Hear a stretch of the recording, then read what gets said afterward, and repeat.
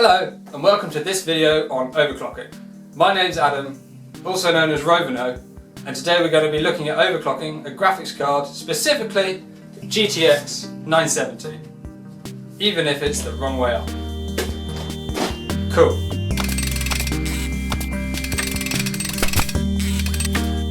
So this guide is going to be looking at overclocking an Nvidia graphics card with GPU Boost 2.0. I'm going to use a GTX 970, but this applies to any of their recent generation graphics cards. I'm going to assume three things about the viewers of this video.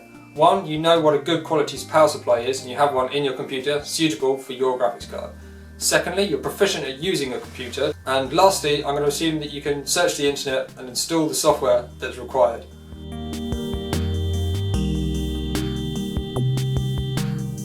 Before we get started, there are two things you need to know of. Firstly, there's no guarantee that regardless of the quality, the design or the PCB and power delivery on your card, that you're going to be able to overclock as well as your friend or anyone else. The second thing you need to be aware of are the risks. There is an inherent risk when doing this because you are running a card outside of its specifications. However, there are safety features on the card to stop you damaging it, so just be sensible with what you're doing. There's no need to jump massive steps at a time. Take your time, follow the guide, and you'll be safe, I'm sure. You must be aware that you undertake this process at your own risk.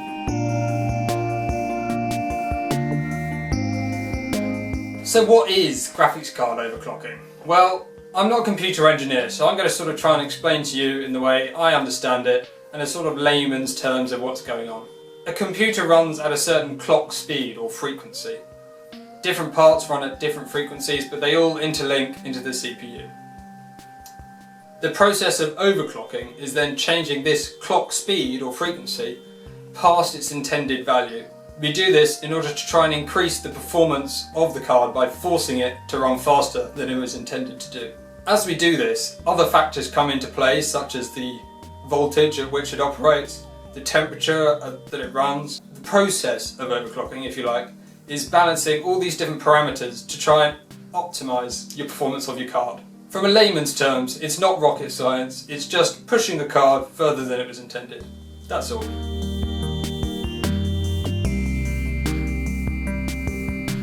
So now we know what overclocking is, why do we do it? Well, as I sort of mentioned, you're increasing the performance of your card, so you're essentially getting free performance. If you pay £170 for your graphics card, there's probably another one that's cost £200. So you want to maybe try and push the performance of your card towards that £200, then saving you that money that you didn't spend.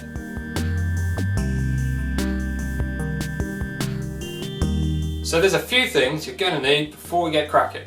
The first one is patience. You can't expect to get a good result from graphics card overclocking if you just want to bang in some numbers and hope for the best. Secondly, you're obviously going to need a graphics card, specifically one with GPU Boost 2.0. Thirdly, you're going to want to make sure your graphics drivers are up to date. Head over to your manufacturer's website and grab the latest version. The fourth thing you're going to need is a piece of tweaking software.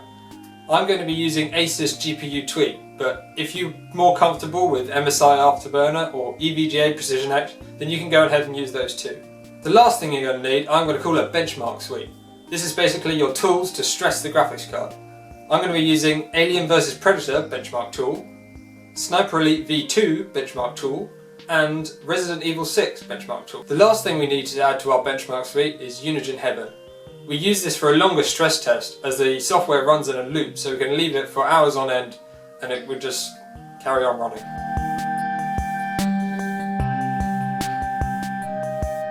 So now you've got your bits of software together, you need to know how to use them. First off, Asus GPU Tweak.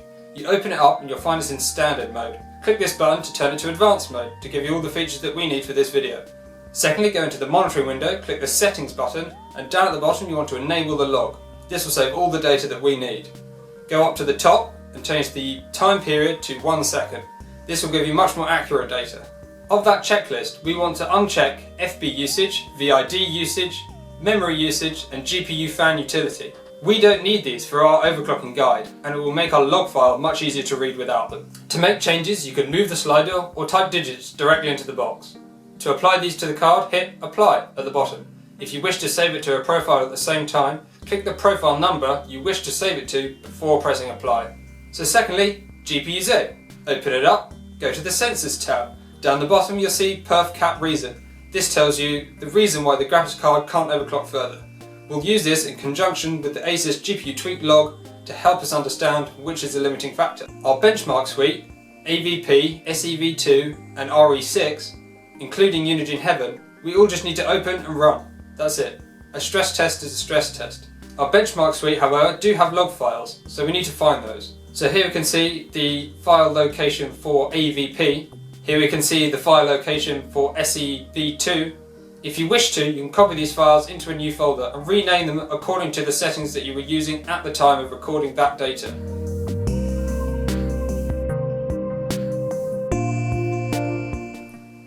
So I've already mentioned GPU boost more than once, but I've not explained what it is. Well, understanding it firstly is essential to this graphics card overclocking method. It's basically where the card will dynamically adjust its core clock based on the surrounding parameters and headroom of the card.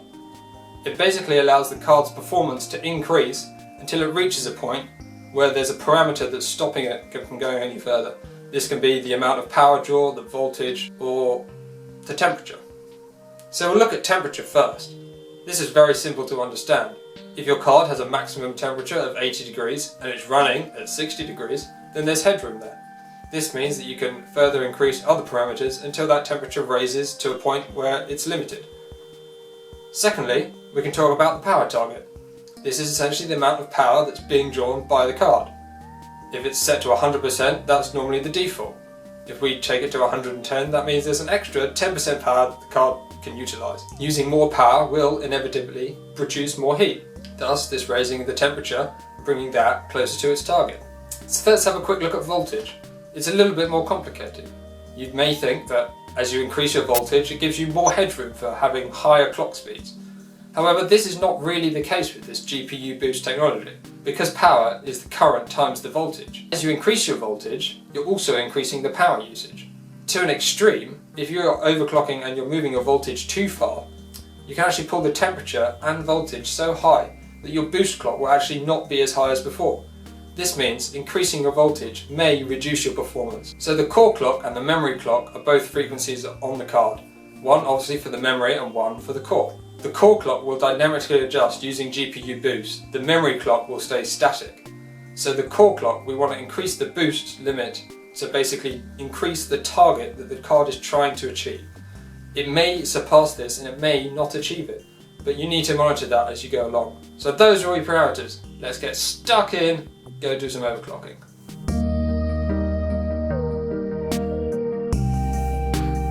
So now you've got all your sort of brainy remembery stuff going on in there, all your different parameters and limitations and clock speeds.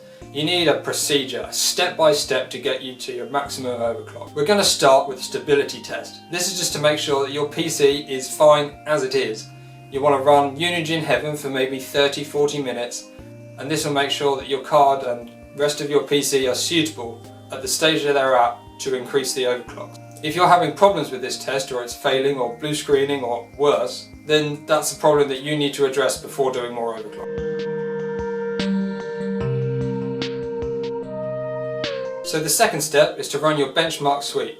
With the ASUS GPU log running, we want to run through our benchmark suite tools, AVP, SEV2 and RE6, running each one for a number of times, maybe up to 10 times, and get the card running at constant high temperature for a period of time. One word of warning for running the benchmarks: because they're only a short period of time, you want to stay at your PC and make sure you start up the next run as soon as it closes. This will keep the card at high temperature and constant clock speeds. Remember that, otherwise it won't work. That's all. Step 2, run the benchmarks.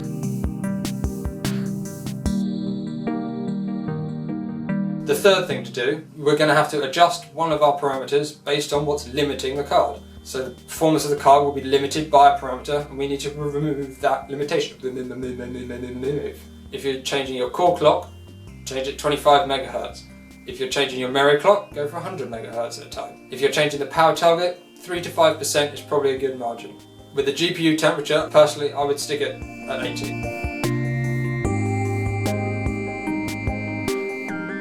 The fourth step, like the second step, is to run your benchmark suites again. As before, make sure ASUS GPU tweak is running to get your log, look at the performance numbers, make sure they're consistent. This new data you want to save in a new place, name it according to the parameters that you've changed, so you have a record of your data as you go through.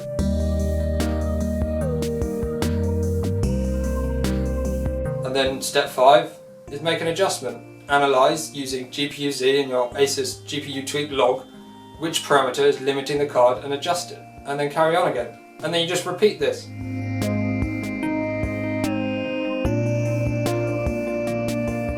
So the next step is to realise that you've probably done it all wrong and you have to go back and watch the video again. Go and do that now.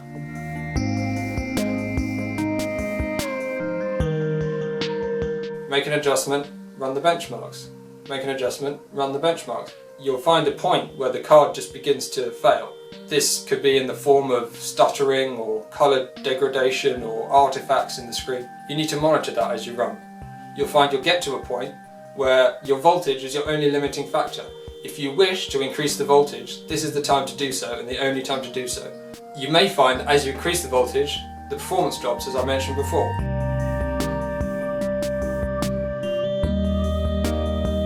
And there you go.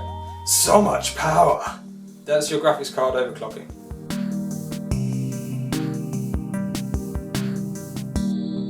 So as I mentioned, it's basically the procedure is about changing a parameter, running the benchmarks. I'm going to do that now and I'll fast forward you through it.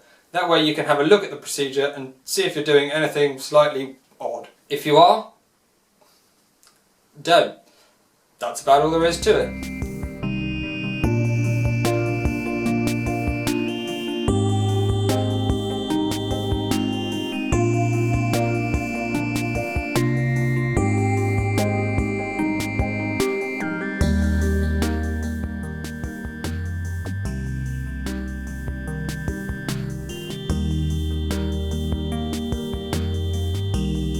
So there you go, thank you for watching. You've got a powerful graphics card in the palm of your hands and you're ready to game.